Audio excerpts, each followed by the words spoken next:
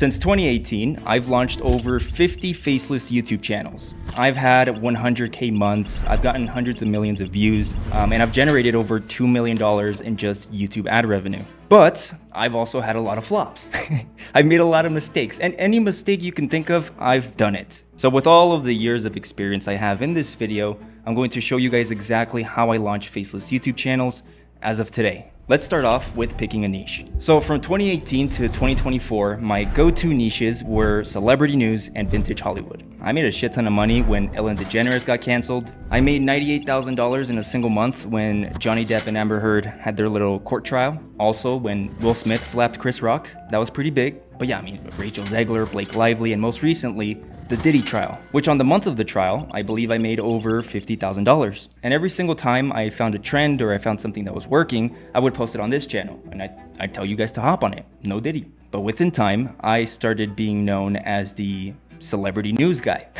And I kind of didn't like that because I know how to do YouTube, right? Not just celebrity news. And I mean, plus, teaching older people in my school community how to make videos about Diddy, it wasn't the easiest thing ever and it got a little bit awkward sometimes. So to switch it up, I started focusing on boring niches. I mean, I'm making videos about grocery prices, real estate, farming, trucking, and even teen pregnancies, which is a weird one. Point is, we're trying. But my whole objective is to create YouTube channels on topics that nobody else has ever done on YouTube. I want to create niches. And what I noticed is that it's kind of easier.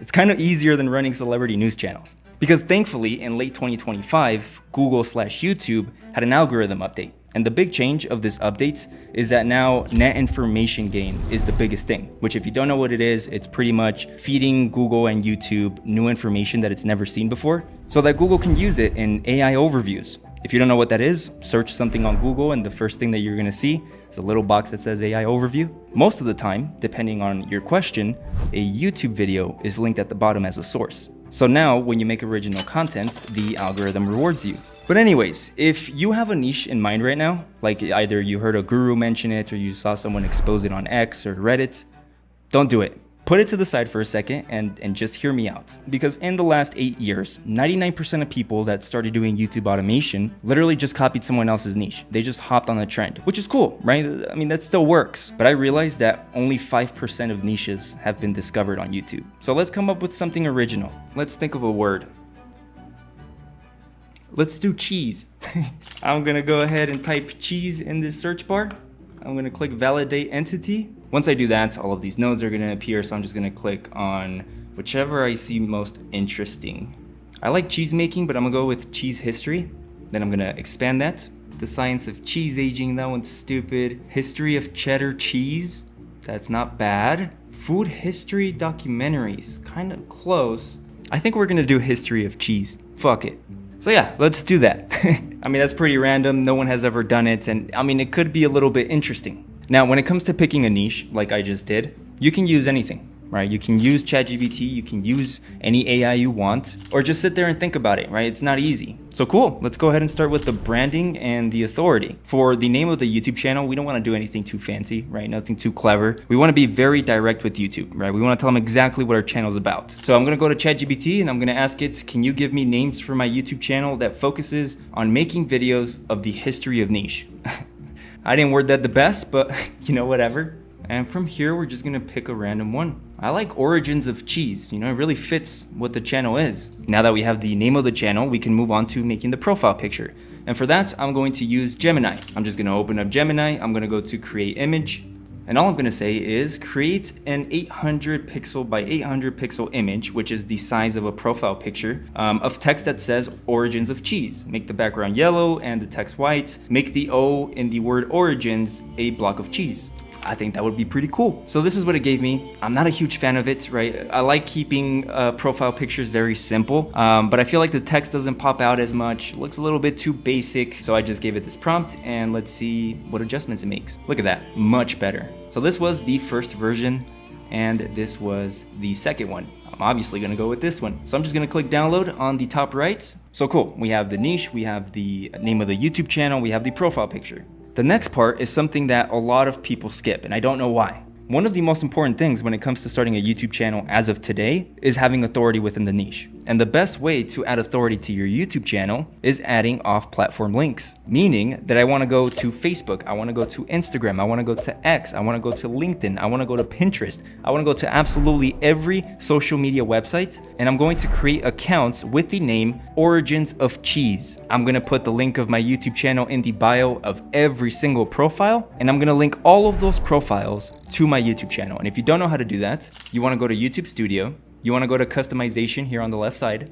You want to scroll all the way down and you're going to see this section here that says links. All you have to do is click add link, enter the title. So we're just going to go with Instagram, and then you would copy the URL there. You want to fill this up with as much as possible. Now, a lot of people don't do this, but you're more likely to get shadow banned or not get a quick enough push with the algorithm because you have nothing backing up, your channel. You don't have any off-platform presence, and Google wants to know that you're legit. Again, nowadays, making content is very, very easy. Because of AI, everything is super easy to replicate. Because content farms start like thousands of channels a day, they post 100 videos a day, and they never touch the actual branding of the YouTube channel. But if Google and YouTube see that you are on all of these other platforms, it's going to say, okay, this is someone that's trying to create a real brand. So in the back end, that's going to give you a little bit more of a push. But okay, let's move on to the most important part, and that is video titles and ideas. Now, what we're not going to do here is go on ChatGPT and start asking it for titles based on the niche, right? That's what a lot of people do. Another thing a lot of people do is just look up competitors and start stealing their titles and video ideas. But there is a secret. There is a way to mathematically structure your video ideas and your titles in order to get more of a push on YouTube. And this is still kind of linked to building authority. To build authority with your YouTube channel and get more of a push faster, you need to structure your videos exactly how YouTube reads YouTube channels. Yes, this is a real thing. Now, this is going to be a little bit confusing, but I need you to lock in. So, history of cheese is a semantic label on Google. And what a semantic is a code that Google gives to all the words and phrases, kind of like the history of cheese. And all of these words have nodes. And what those nodes are just other words that are very similar in topic. Now, here's the important part. There are different types of nodes.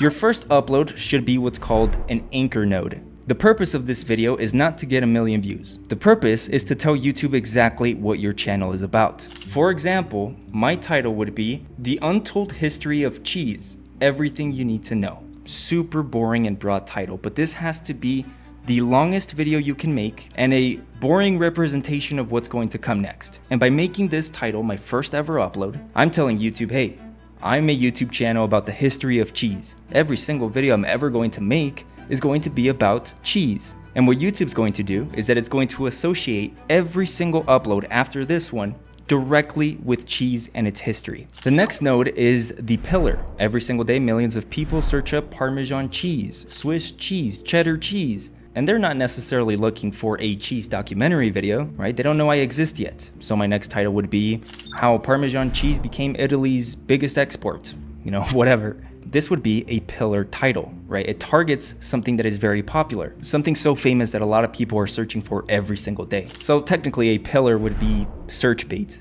right?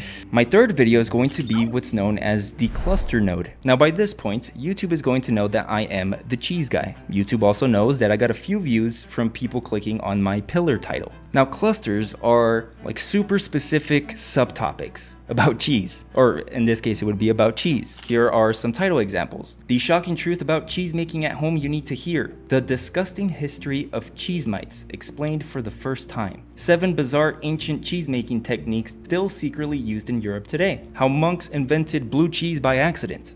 That's another title. Nobody is searching for these. And based on the first videos I uploaded, YouTube's gonna be like, oh, this motherfucker knows about cheese.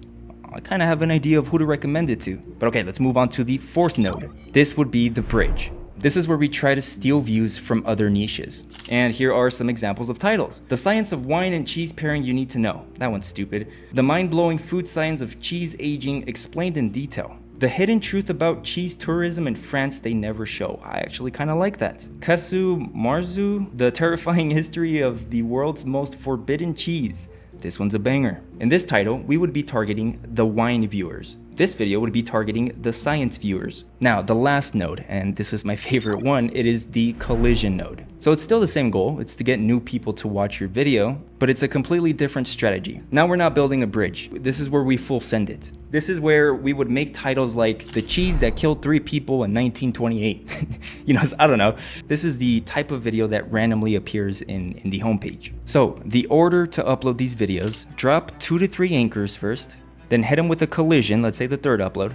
Then you drop 2 clusters, and then you drop 2 bridges, and then you repeat this process. If you need help looking for these manually, here is a prompt that you can screenshot. Just feed that to Gemini, ChatGPT, Claude, whatever, and it should give you some titles in the order that I just mentioned. But okay, cool, that's video ideas. Now let's move on to scripting. Kind of the same shit. On your screen, you are seeing a very long prompt. It is a 3-parter. Let's say you're using ChatGPT. You're gonna paste part number 1, wait for it to give you an answer, then paste part number 2, wait for it to give you an answer, and then paste part 3. And the last thing it gives you should be a very well-written script. Of course, you still want to go through, rewrite some things, look through it, double check it. For the voiceover, we are going to use 11 Labs, but we're not going to use it like everyone else. First thing we're going to do is find a voice. So we're going to click on voices on the left side. We're just going to play this one. I'm not even going to listen to it. And I'm going to click on this little box here where it says use voice. And then I'm going to go to the far left where it says voice changer. And this is where we're going to start. Now we're not going to use 11 Labs traditionally where we just drop, the script here and we let 11 Labs do the work for us. Instead, I'm going to